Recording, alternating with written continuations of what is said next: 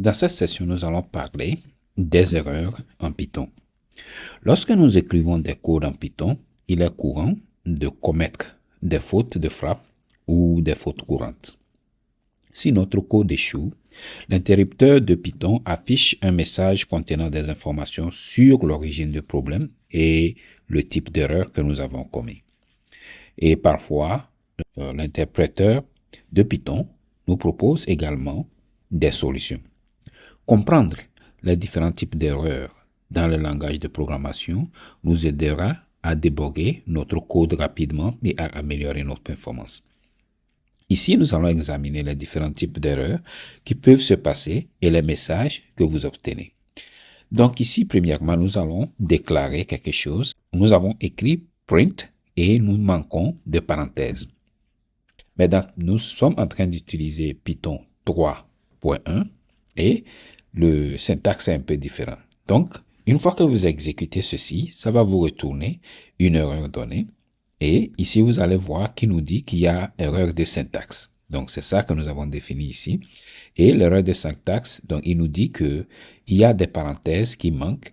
Et voici ce qu'il nous dit de faire. Ça dit que, est-ce que tu voulais écrire ceci? Donc, c'est tout juste pour nous dire que c'est de cette manière que nous pouvons résoudre le problème ou bien nous pouvons prendre soin de l'erreur qui s'est produite.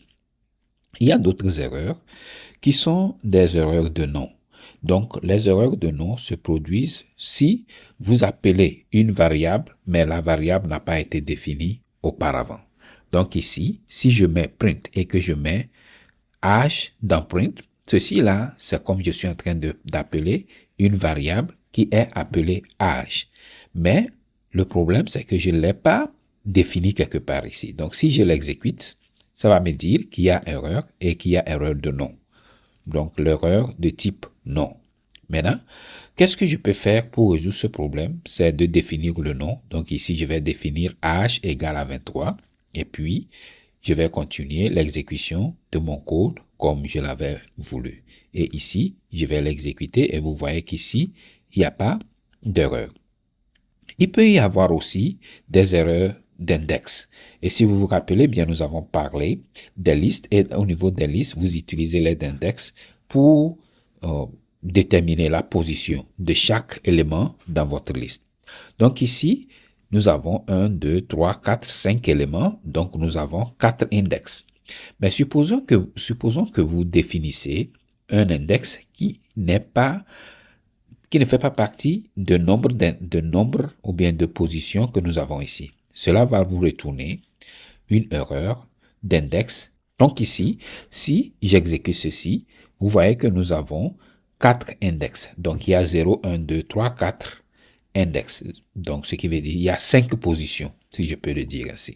Mais si j'exécute ceci, vous allez voir que je suis en train de déterminer l'index 5 et l'index 5 n'est pas là. Donc, il me dit que l'index que j'ai défini ici ne fait pas partie de l'intervalle des index que j'ai. Donc, vous savez bien que ça commence de 0, ça finit à 4, mais ici j'ai déclaré 6. Donc, c'est pourquoi j'ai l'erreur là.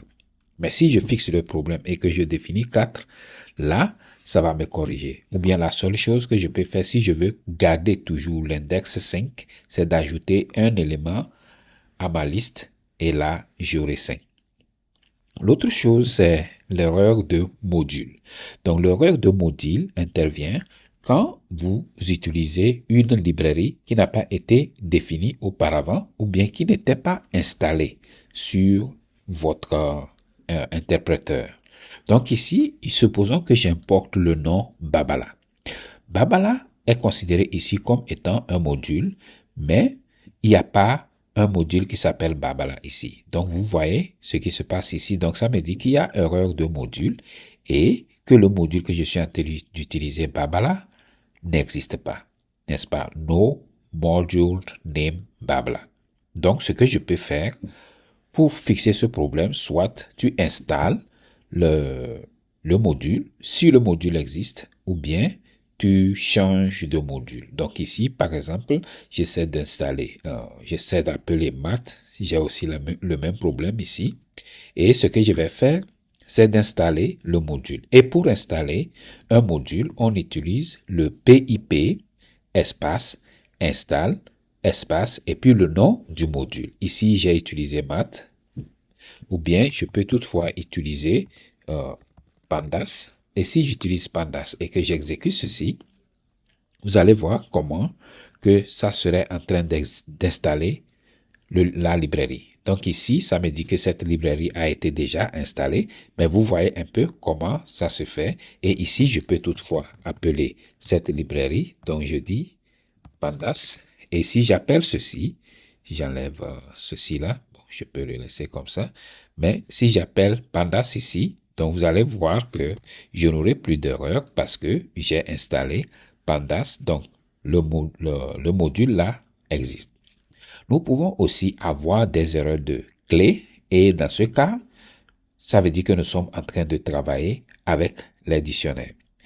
Maintenant, comment fixer cela? C'est de déclarer la clé. Si vous déclarez une clé et que la clé n'existe pas, vous n'avez qu'à ajouter la clé à votre dictionnaire et ça va passer. Il y a aussi erreur de type.